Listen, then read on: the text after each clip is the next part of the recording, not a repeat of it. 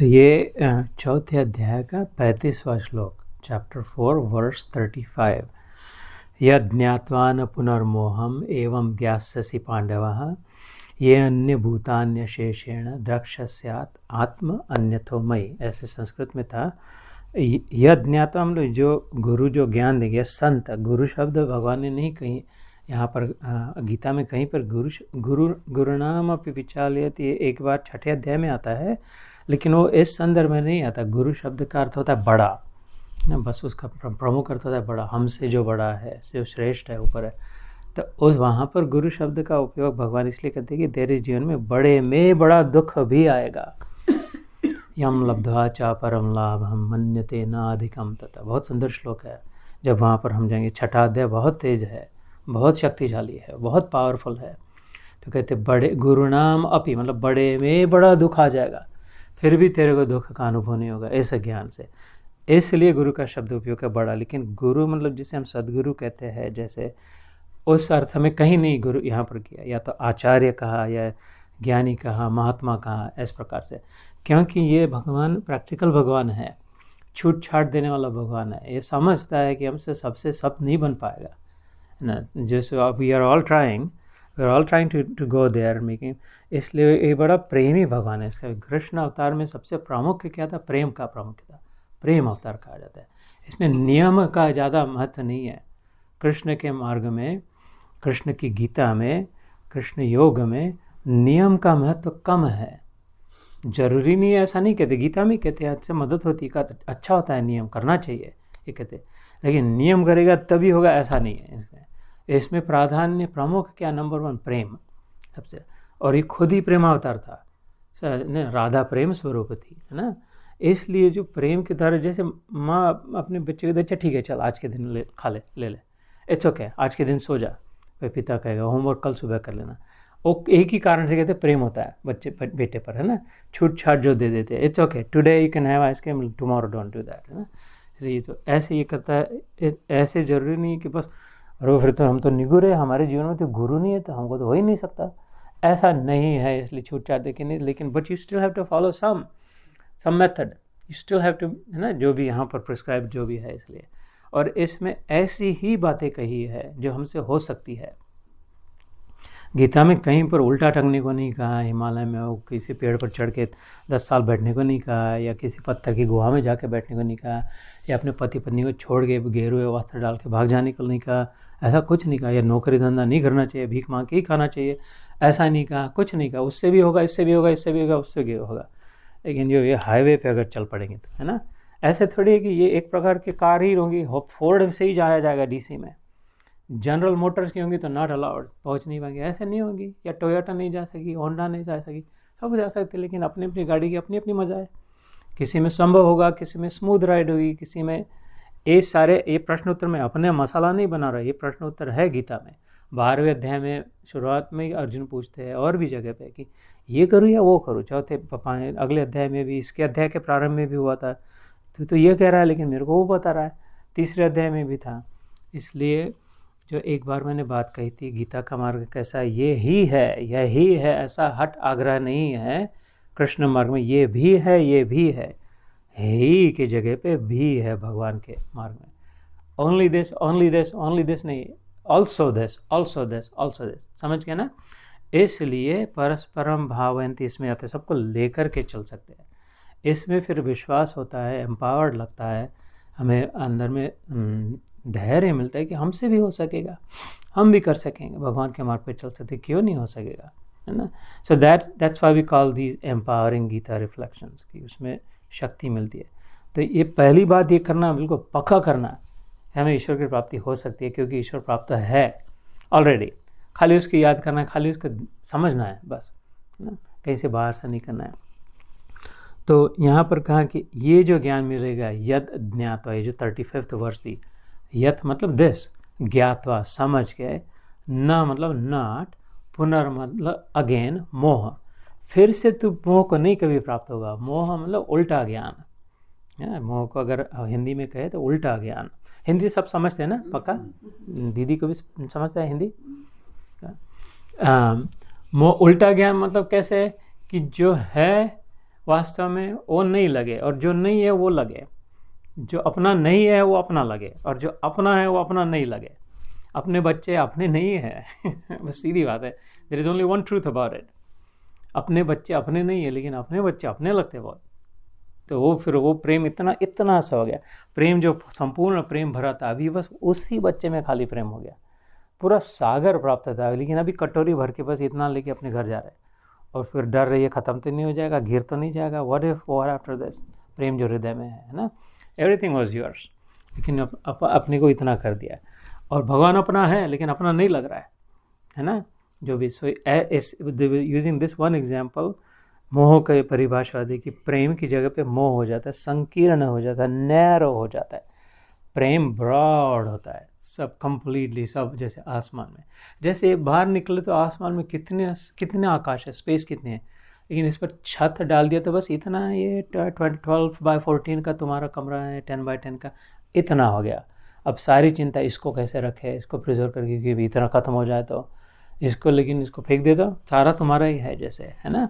सो इस प्रकार यद ज्ञात्वा न पुनर्मोहम, फिर से तू कभी इसमें फंसेगा नहीं, लिमिटेड माइंडसेट में नहीं फंसेगा, लिमिटलेस हो जाएगा, मर्यादा में नहीं अटक जाएगा, मर्यादा रहित हो जाएगा, अनलिमिटेड हो जाएगा।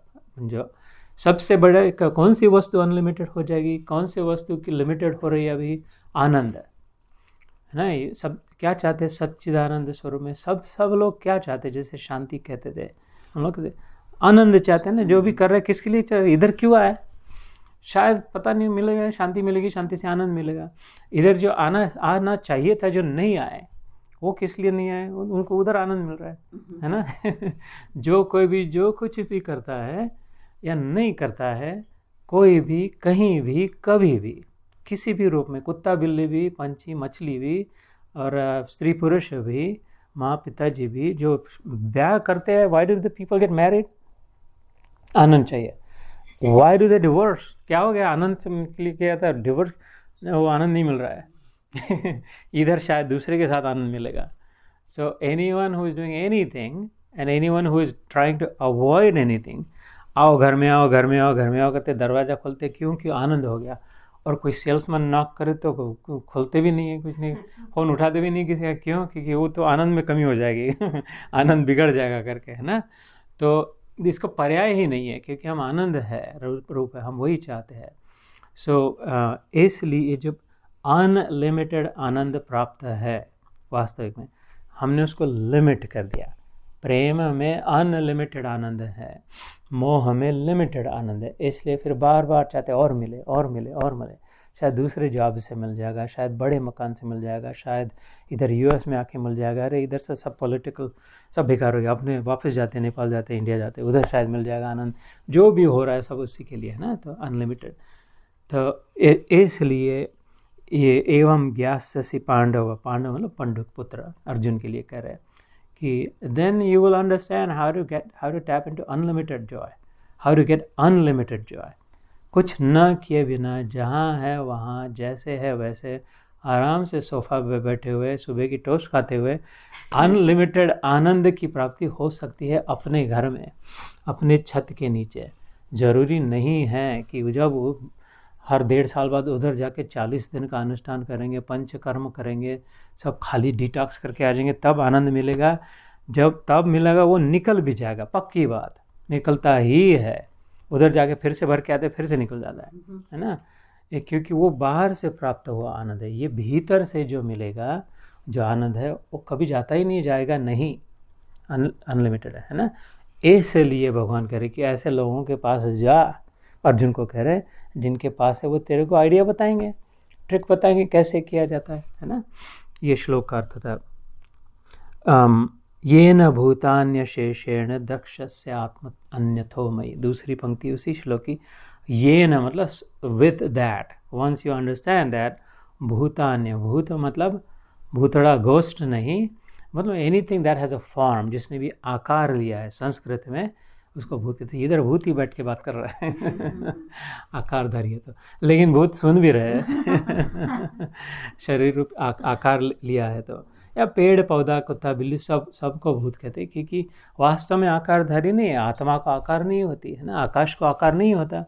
इसको बाहर का जो महाकाश कहते हैं, उसको इधर में बंद करके क्या कर दिया, मठ आकाश कर दिया। इसको कहते हैं कि बाहर के महाकाश को लिमिट करके मठ आकाश कर दिया।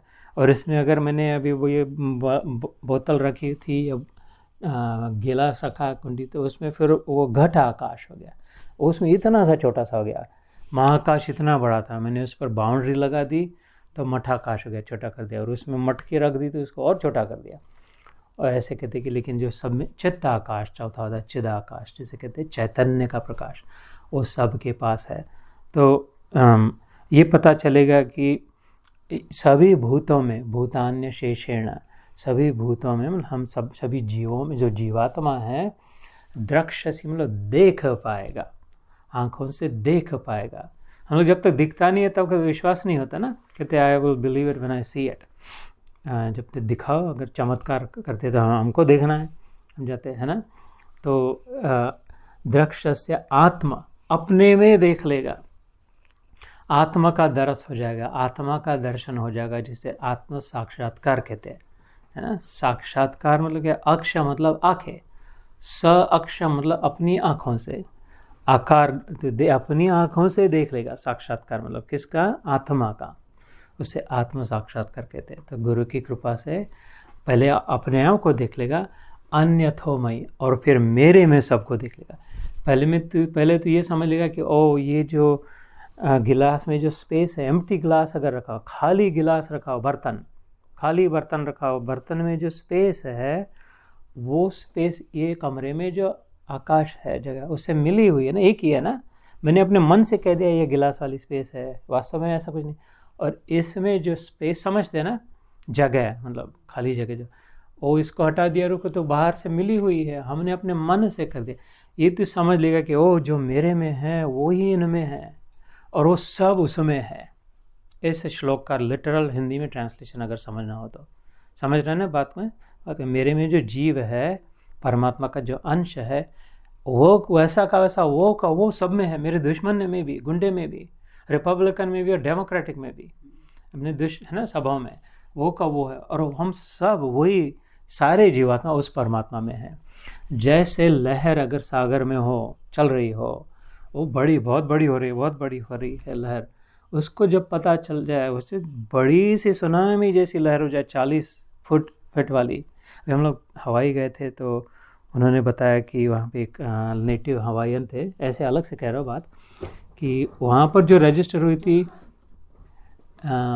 वो लहर जो हुई थी, कह रहे थे 107-108 फीट ऊंची हुए। उसको तो कल्पना नहीं कर सकते कितनी बड़ी लहर होगी, 100 फीट से ज़्यादा ऊंची, वो 2 मील तक अंदर आ गई थी कहते हैं।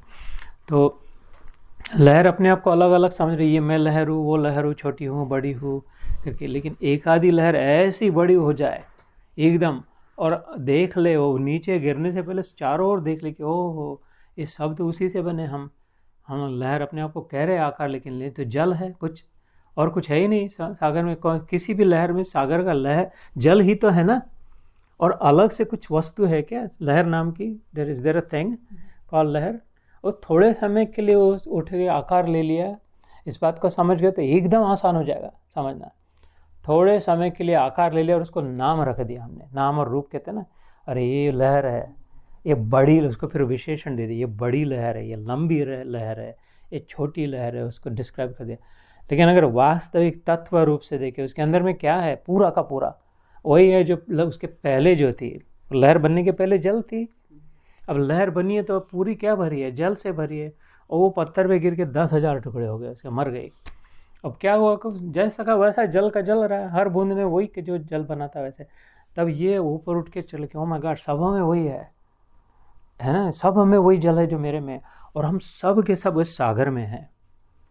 अगर एक किसी लहर को बहादुरी से, हिम्मत करके, साधना से ऊपर छलांग लगा के ये दिखाई देने लगे, ओ मैं लहर वहर नहीं हूँ, मैं केवल जल हूँ।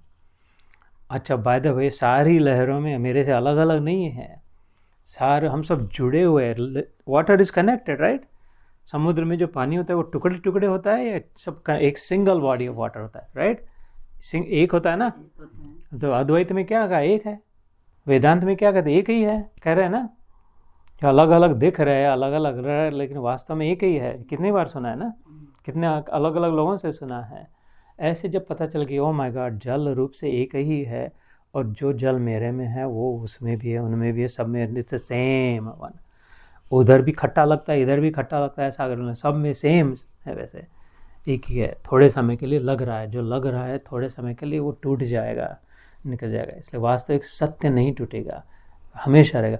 फिर से लहर बन जाएगी, फिर से टूटेगी, फिर से लहर बन जाएगी। जैसे 84 लाख योनियाँ चल रही, फिर से शरीर ले लिया, फिर से मर गए, फिर से रो, ऐसे हो रहा है। लेकिन वास्तविक में दूसरे अध्याय में हमने सुना है जल को कुछ नहीं हुआ, जल टूटा नहीं, जल वैसा का वैसा था, लहर टूटी थी। हम नहीं मरते, वो नहीं मरते, कोई मरता नहीं जैसे।